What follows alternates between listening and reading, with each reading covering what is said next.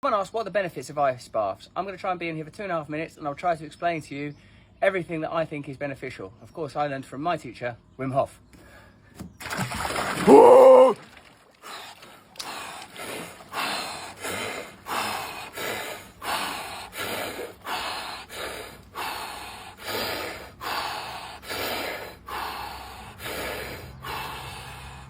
Now, some say you have to be careful with the breathing because you don't want to hyperventilate and pass out. Obviously, I'm in company, so in the event that that did happen, my friend Dan, who is holding the camera, would hopefully save my life. But you do have to be careful about breathing. But I like to control my breath lustily, like this, lustily. It's not Shakespeare days.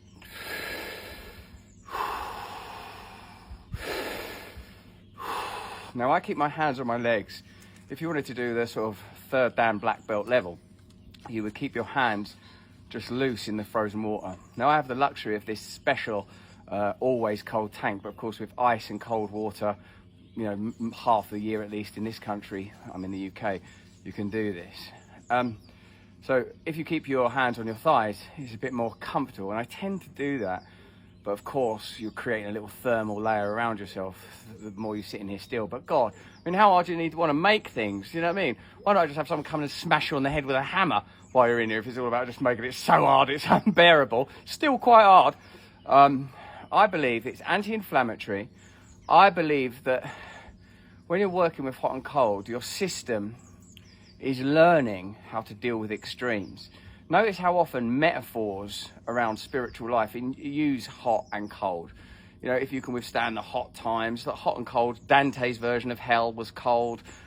Generally, the Christian version of hell is assumed to be brimstone, fire, all of that stuff. What I think it gives you is the ability to stay present with yourself while external circumstances change, which obviously the spiritual benefits of that are that you are not the body.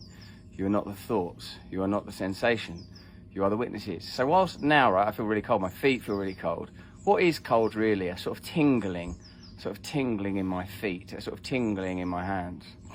If I focus on my breath, focus on what I'm saying, focus on letting go, recognizing what a gift it is to have a body, that not everyone has a body, that the chance of existing is very, very low. All the events that lead to our consciousness, our individual and, I say, collective consciousness are miraculous and glorious in themselves. So the medical and health benefits, my teacher Wim Hof would say, are like numerous. Your immune system is benefiting, it's rejuvenating, it's good for depression, all of these things. For me, I do it as a sort of I'm a yogi, I suppose, a comedic jokester yogi. And I do it for the ability to stay calm in myself while in a bloody cold tank of water. Now, has that been 2.5 minutes? Yeah, you're on 3 minutes 18. 3 minutes 18. Amazing how these things go. Oh, ah! Just got an ice cube myself through the chest.